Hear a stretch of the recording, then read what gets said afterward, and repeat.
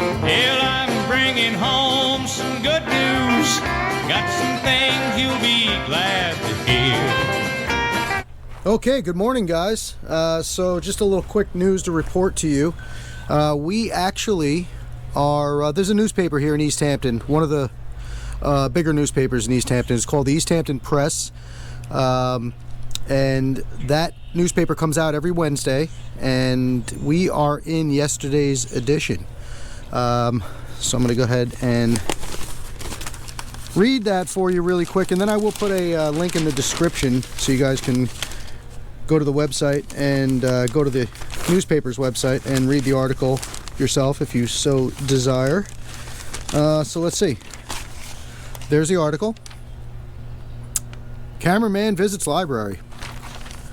First Amendment cited in incident. I'll go through this real quick for you so I don't bore you for too long, but I think it's kind of cool. First time we're in the papers. So, and I'm sure it won't be the last. This is by Elizabeth Vespi. I hope I'm pronouncing her last name correctly. The Amagansett Free Library Director reported to East Hampton Town Police this week that the library has been receiving harassing emails and phone calls since a man entered the library on Wednesday, March 6th with a video camera and began recording throughout the building without permission. The video, which includes the director telling the man that he needs to tell her what he is doing before he films inside the library, was posted to YouTube that day. According to the police report, the library director said that Jason Gutterman and his son came into the library and began filming inside. She stated that they proceeded to walk up to the second floor where her office is located, and she questioned Mr. Gutterman as to why he was filming in the library. So yeah, her office is located on the second floor, but we certainly did not go into her office. You guys can check out the video. I'll put a link to the original video in the description as well. What's the difference? I don't know, he tells her on the video. I did. She asked me what the purpose of the video was, and I said to her, what's the difference? I don't know. It could be used for many different things. Sometimes we shoot videos that we never upload, you know. So I was being honest with her, and at that point, we had not even finished filming the video, so I had no idea what I was going to do with it. I didn't know if it was going to be worthy of YouTube posting or not. So let's continue. Mr. Gutterman, 49, has a YouTube channel named Amagansett Press. And she notes here that I have no affiliation with the press group, where he posts videos of himself filming inside post offices, libraries, and municipal buildings, and filming police officers and firefighters. He calls the videos First Amendment audits. According to his GoFundMe page, while we have no interest or intention in breaking any law, we are willing to stand up for freedom and the Constitution at any time and at any place, and do so in a responsible, productive manner. It is our goal to create free and open discussion whenever possible in an effort to educate both ourselves and anyone with a desire to learn. The page goes on to state that Mr. Gutterman has been a professional photographer for 30 years and has had his rights and freedoms challenged several times. I just want to be clear on that. I have not been a full-time professional photographer for 30 years, but I did major in photography in college well over 30 years ago, and off and on for the past 30 years, more on than off, I have in one way or another been involved with professional photography. We are committed to doing our part by continuing to stand up for our constitutional right to free press and the right to take photographs and video in public, the page continues. The police report regarding the library incident states the director informed Mr. Gutterman that he needed prior approval to record in the library.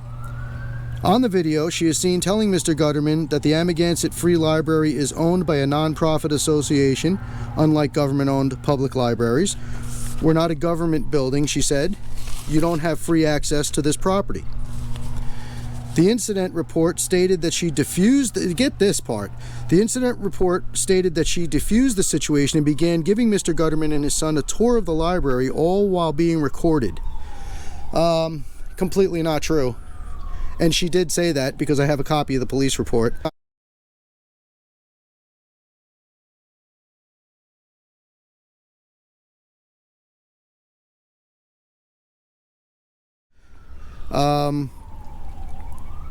I believe it was me that defused the situation pretty well, I might add.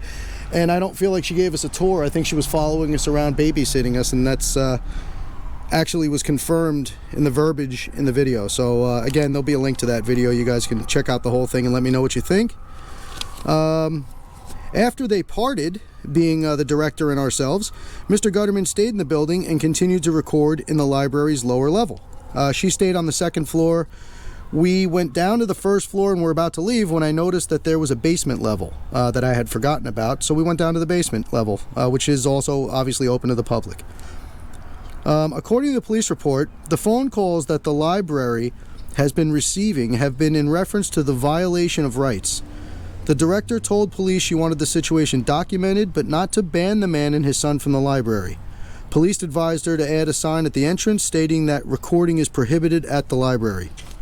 The most recent Amagansett Press video, posted on Monday, March 11th, follows Mr. Gutterman entering East Hampton Town Hall to follow up on a Freedom of Information Law request regarding a structure fire that happened a month prior in Montauk. His request was denied, and it was actually constructively denied, meaning that they just did not respond to it within the allotted time provided by law, as the town stated that the records he requested could not be found. He confronted the deputy town clerk. We actually met with the town clerk and the town attorney yesterday. We put a video up of that meeting, and that was a pretty interesting one, so I'm going to put a link to that video in the description as well. Other videos include Mr. Baldwin. Other videos include Mr. Gutterman filming Alec Baldwin years ago as Mr. Baldwin scolded him in front of Mary's Marvelous in Amagansett for filming and taking photos, and Mr. Gutterman recording police officers conducting a traffic stop. The Baldwin one's actually pretty good. You guys might want to check that out. I'm going to put that link in the description as well. You guys will have some good videos to watch. Mr. Baldwin is quite entertaining.